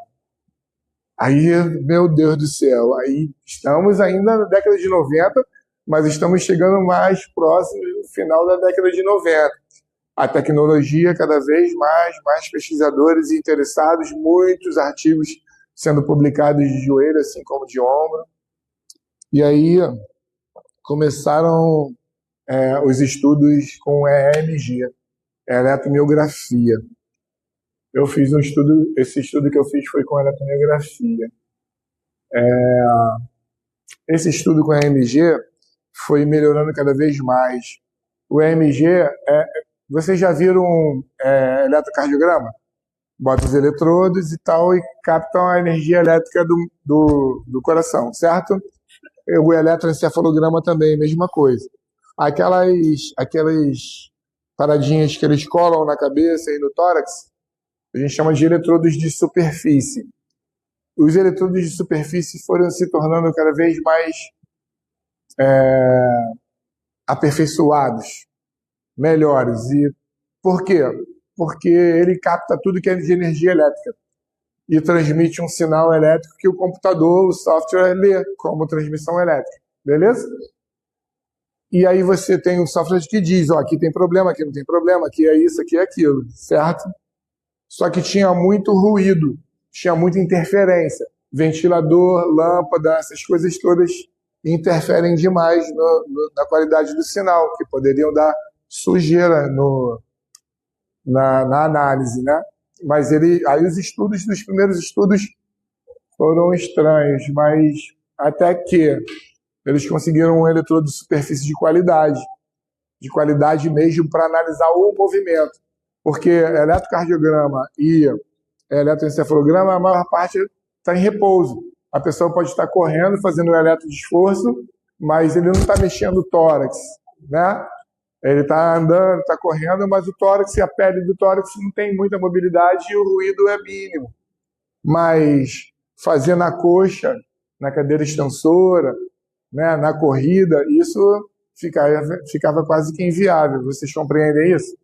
A aderência, tudo com o mínimo de atrito já trazia um ruído diferente. Enfim, e aí os estudos foram melhorando. E aí o que eles queriam ver? Eu vou acender a luz para poder escrever um negócio ali no quadro rapidinho e para vocês entenderem melhor. Não é nada demais, mas é só para facilitar a memorização da informação. O EMG, o eletromiógrafo, né, a eletromiografia, ela visa captar os sinais elétricos. Então, eu tenho eletricidade. Os sinais elétricos que são captados, eles representam a capacidade do músculo estar sendo ativado por seus neurônios, que nós chamamos de unidades motoras. Então, a atividade elétrica indica a atividade das unidades motoras. O que são unidades motoras? Eu tenho um axônio, eu tenho um neurônio, o corpo do neurônio, soma de um neurônio, seu axônio, e a placa é uma junção mioneural. Beleza? Lembra que eu falei isso? Neurônio alfa, no corno anterior da medula, o axônio, e chegava a placa mioneural. E aqui eu tinha fibras musculares. Beleza? A atividade elétrica me mostra a atividade de uma unidade motora, de um neurônio motor. Certo? Quanto maior a atividade elétrica, maior o número de unidades motoras. Se eu tenho maior número de unidades motoras, eu tenho mais fibras musculares sendo ativadas. Se eu tenho mais fibras musculares sendo ativadas, eu tenho mais força. Tudo bem? Então, o software dava isso tudo para a gente. A atividade elétrica, consequentemente, esse músculo era mais forte ou mais fraco. Tudo bem? Beleza. Aí eles fizeram esse estudo eletromiográfico, caraca, quase que não sai, do EMG com vasto lateral longo, vasto lateral oblíquo, vasto medial longo, vasto medial oblíquo. Não viram diferença significativa. Em algumas angulações, em algumas posições, o EMG dava aumentada a atividade elétrica do vasto lateral, do VLL, do VLO, mas também aumentava do VMO, do VML. Nada era tão conclusivo assim. E aí mas os estudos estavam acontecendo. Aí já chegamos nos anos 2000. Se vocês forem fazer uma pesquisa e ver como começou a MG, tal, no estudo de joelhos, vocês vão ver os artigos do final da década de 90, chegando no início dos anos 2000, 2000 e pouquinho, até 2005, 2010, até 2015, bastante estudo eletromiográfico, né? Bastante, bastante. Bem recente, né? Mas ao mesmo tempo bem longe de onde nós estamos hoje. Eu parei de estudar isso, não quis mais estudar isso. Enfim, mais uma vez, a ciência não conseguiu justificar por que estava acontecendo isso. Beleza? Mas em 2018, para eu fazer o meu estudo, eu fui garimpando todas essas informações de todos os estudos no mundo com eletromiografia para dor patelofemoral. E aí, cara, eu descobri uma pérola. Esse foi o artigo mais bonito que eu vi na minha vida, assim. Mais bonito, assim, o resultado, o desenho do estudo, o resultado foi impressionante. Um estudo de um grupo lá de São Paulo, falando de dor patelofemoral. E aí, assim, eu achei que o meu estudo em si foi maneiro porque eu fiz uma coisa diferente. Mas esse estudo, para mim, é o mais bonito da época. Ele pegou um grupo de pessoas com dor patelofemoral e um grupo de pessoas sem dor patelofemoral. Aí, olha o que ele concluiu. Ele fez o estudo eletromiográfico na marcha.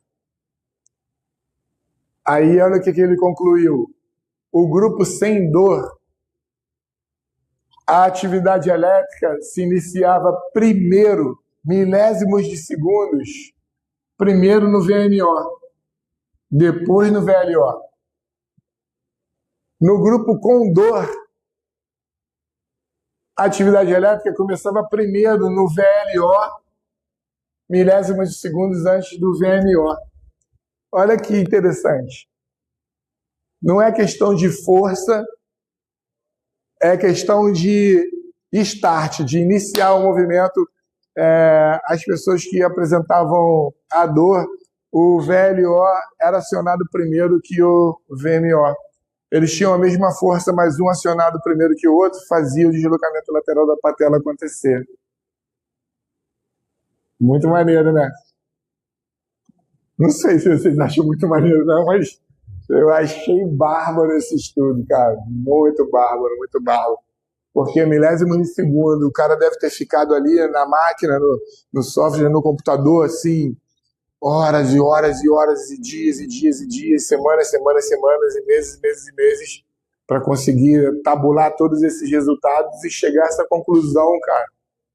Foi um estudo, cara, deve ter sido muito cansativo para nerds de computador. Entendeu? Deve ter sido punk fazer. Gostaria de conhecê-los, assim. Então, é isso que nós pensamos. O VML e o VMO acabam sendo acionados posteriormente ao VLL e o VLO. Conseguiram entender isso? E a dúvida ainda paira no ar. Tipo assim, vamos fazer o quê? Bem-vindo ao clube de reabilitação do complexo do joelho, da dor patelofemoral. Aí a explicação talvez seja a saída honrosa. Cada caso é um caso. Vamos ver o que está acontecendo com o Gustavo. Vamos ver o que está acontecendo com cada uma das pessoas que chegam no nosso consultório para a gente examinar, tratar e ver o que a gente pode fazer. De 2020 para cá, são 25 anos, desculpa.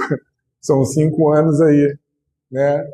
Nesses últimos 5 anos eu não estudei eletromiografia, não estudei nada que possa estar aqui agora dizendo para vocês, de atual, o que fez ontem, estão fazendo desde ontem, é isso. Mas eu não me arriscaria em apostar que eles estão na mesma. Estão na mesma. 5 anos é pouquíssimo tempo. Sim. A experiência da velocidade da Só no início da marcha ou quando a marcha já estava acontecendo na hora? No início da marcha. Só no início já estava Já era o suficiente para conseguir desviar a patela. uma pessoa dava. Bom, aí é um outro estudo. Eles fez um estudo de corte. Beleza? Aí você tem que estudar isso. Um eletromiógrafo hoje da Miotool deve estar custando, acho que não aumentou muito não, deve estar de 15 a 20 mil reais. Aí tu vai poder estudar pra caramba isso, mas são 15, 20 mil reais que você vai empacar ali, que tu vai estudar pra caramba, vai produzir artigo pra caramba, vai apresentar em congresso internacional, mas tu não vai ganhar R$1 com ele. Se tu comprar um laser, tu vai ganhar. Beleza. Aí vamos falar a terceira visão dessa coisa da patela estar mais lateralizada, principalmente no sexo feminino.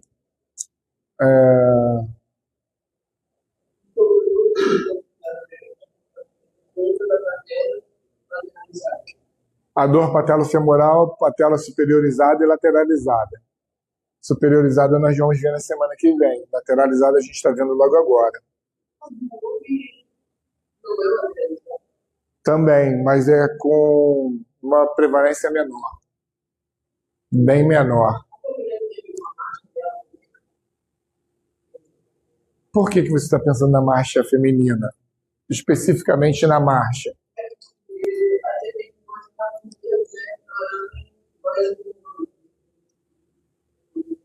Então, Enzo, desculpa até te interromper e eu quero te incentivar. Eu não quero que você se intimide com o que eu vou falar para você, não.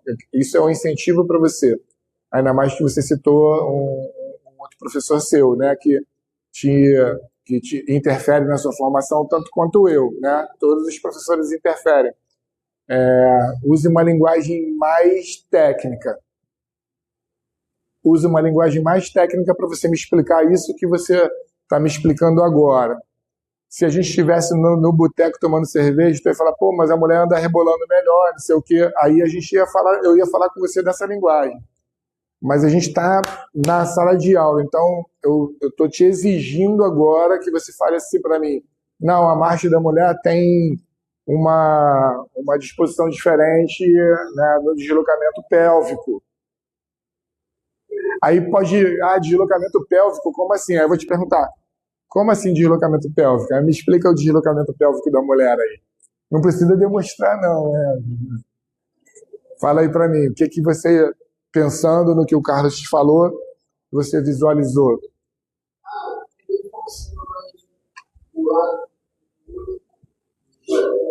Com mais báscula lateral? Andando assim? Com mais báscula lateral.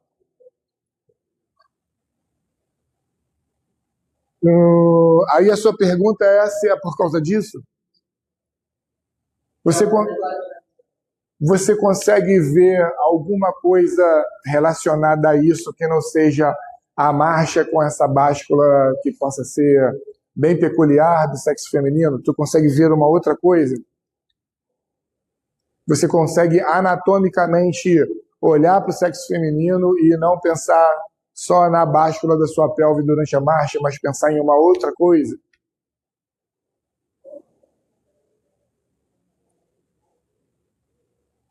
Explica isso melhor. A pelve da mulher e do homem é diferente. Muito diferente. São funções diferentes.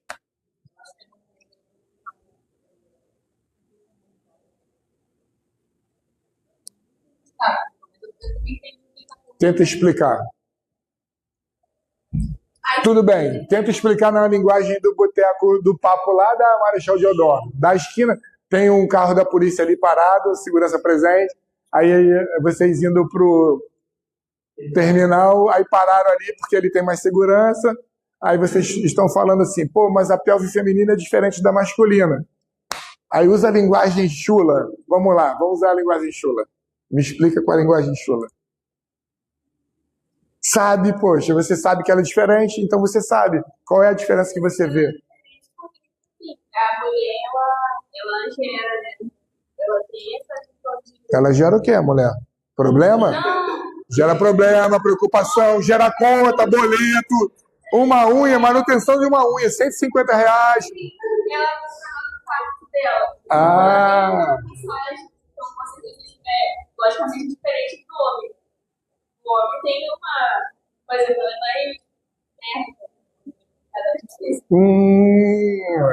a mulher é mais aberta e o homem é mais fechado. Faz todo sentido. A pelve feminina é mais larga, prevalece na largura e não na altura. A pelve masculina prevalece na altura e não na largura. O homem é de encaixe, e a mulher é para ser encaixada e desenvolver o útero, porque quando ela é fecundada, esse óvulo se instala na parede do endométrio lá do útero para ele crescer. Aí, ó, um embriãozinho vira um feto por 40 e poucas semanas. Os médicos querem 37, mas pode chegar, o ideal é 42 semanas, né? Neurologicamente falando, mas isso é uma discussão que eles têm que ter. E aí você precisa de espaço para esse crescimento, né? E aí a pelve feminina é mais larga por causa disso. E se a pelve feminina é mais larga, o fêmur fica mais inclinado. E aí, por isso que eles tiveram a ideia de fazer o quê? Vamos ver o ângulo Q, o ângulo quadricipital, o ângulo Q, porque a pelve feminina é mais larga, então o fêmur fica mais inclinado e o fêmur também fica. E o mecanismo extensor também fica. Beleza? Aí eles foram fazer esses cálculos, aí eles viram o seguinte, para a gente calcular isso, a importância do mecanismo extensor trazendo essa patela para ser mais lateral, eu preciso ver as linhas de força que vão atuar sobre a patela. Então eu tenho uma linha de força que puxa para cima e tem uma linha de força que puxa para baixo. Então o mecanismo de extensor puxa para cima e o ligamento patelar puxa para baixo. Beleza. Aí vamos reproduzir essas duas forças. Aí eles decidiram fazer da seguinte maneira. Eu tenho duas linhas que representam essas forças do músculo e do ligamento. E essas duas linhas, elas precisam se cruzar para formar um ângulo. E elas se cruzam bem no centro da patela. Elas têm que se cruzar bem no centro da patela. Então eu traço uma linha que sai da tuberosidade anterior da tíbia, onde o ligamento patelar se insere, cruzando o centro da patela. E traço uma linha lá de cima da espinha ilíaca anterosuperior que cruza o centro da patela. Aqui na bissetriz, aqui onde as duas linhas se encontram, nessa interseção aqui, eu vou ter um ângulo. Esse ângulo é considerado normal quando ele tem 15 graus. Então, o ângulo Q de 15 graus, essa patela, quando for tracionada superiormente e inferiormente, ela vai ter um deslocamento bem dentro da fossa intercondiliana, bem corretamente. Se você aumentar esse ângulo de 15 graus, você vai ter uma patela que tem a tendência a se lateralizar. Beleza? Tanto no homem como na mulher. Com a crome não, com o epicôndilo lateral do fêmur.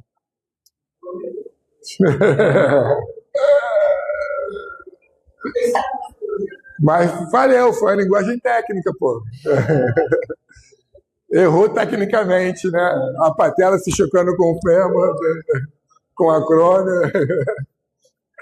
Ontem eu chamei também de alguma coisa assim do ombro na aula de ontem.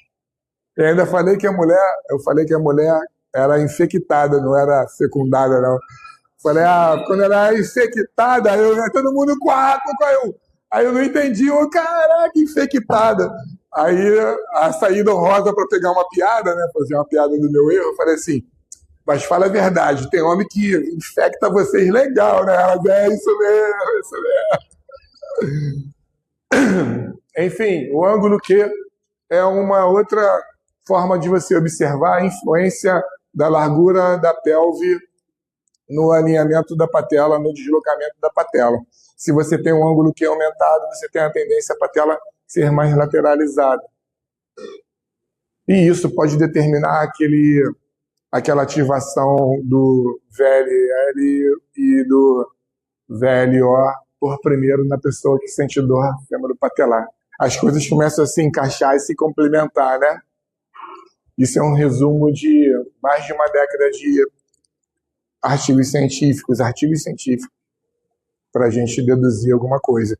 E essa dedução não adianta, cada caso é um caso, você tem que ver o que está acontecendo com aquela pessoa. Entendeu? Agora, o que eu posso adiantar logo de cara é que se a pessoa tem uma patela tipo 2 e tipo 3, meu Deus, a chance que ela tem de desenvolver a doença femoropatelar é muito grande, muito maior, né? Por causa das perspectivas do deslocamento da patela realmente ser mais lateralmente. Tá? Sim.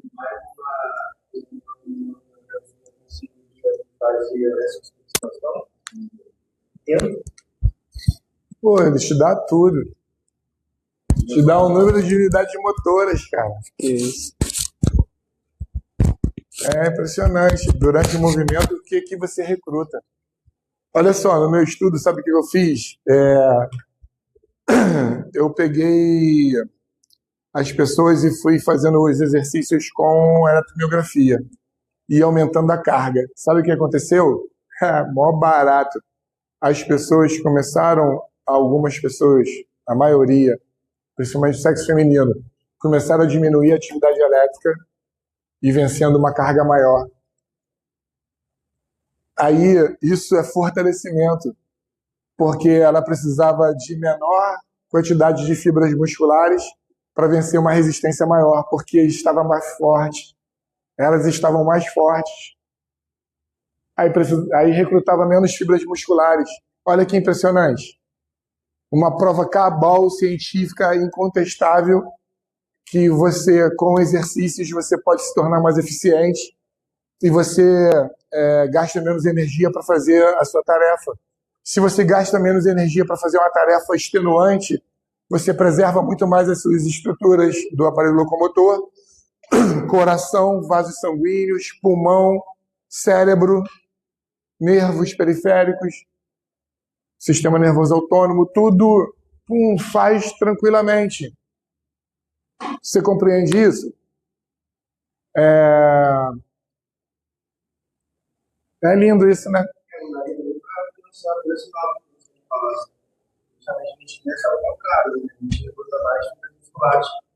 Se diminuiu a atividade elétrica, tá baixo, mas, pô, eu peguei 10 quilos aqui, agora eu tô com 20. Aí tá diminuindo a atividade elétrica, por quê? Porque tô mais forte, pô. Tô mais forte. Não preciso recrutar muito músculo.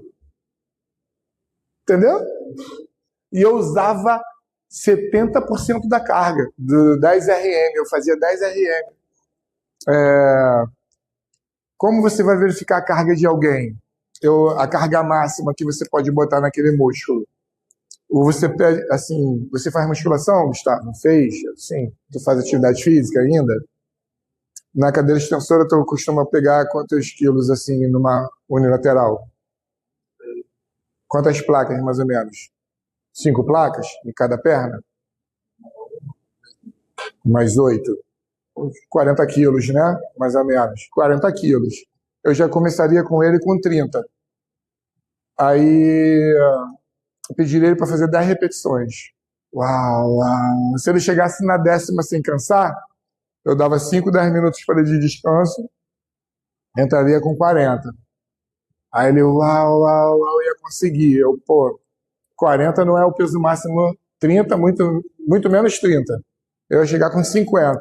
Aí ele, 9. Vai, Gustavo, 10. Ele não consegue fazer a 11, mano. Ele não consegue fazer a 11. Então, o teste de 10 RM, a carga máxima, resistência máxima que ele tem, em 10 repetições, é 50 quilos. Aí eu calculo 70% de 50 quilos. E 3 séries de 10, 12 repetições. Então, aí ele fazia treino de uma semana e depois outro 10 RM. Bum, aumentava a carga. Pum, aumentava a carga. Aí eu ia aumentando a carga do Gustavo e ia diminuindo a atividade elétrica. Porque o músculo ia ficando mais eficiente. Entendeu? Então você tem que empurrar um carro ali. Aí o carro é uma SUV grandona. Aí 10 empurrando. Aí vai empurrar de novo. 10. Aí na 10ª vez que vai empurrar, só tem 5. Entendeu? Aí bota um carro cheio, só 3. Até um carro lotado, puxando outro carro, você empurra e só você. Entende? Você vai ficando... Você viu o Conan, o Bárbaro? O antigo? Tu viu como ele rodava aquela maior galera, quando ele foi preso de escravo? Ele pequenininho, foi ficando fortão de empurrar aquela moenda lá, aquele moedor. Daqui a pouco ele estava empurrando sozinho. É eletricidade elétrica. Já falamos de 3 filmes hoje, né? A vida imitando a arte e a vida imitando a ciência. E a vida imitando a fisioterapia, a aula de fisioterapia ortopédica. Vou. Você quer que eu pare por aqui agora? Eu paro. Não, se você falar, para, professor, que eu tenho que ir para o estágio, eu paro. Se você me mandar, para, professor, que eu tenho que ir para o estágio, por favor, eu paro, não tem problema. É isso? Vamos parar agora. Não, eu vou fazer chamada agora, tá? Eu falei só para te perturbar, tá bom? Tu conseguiu.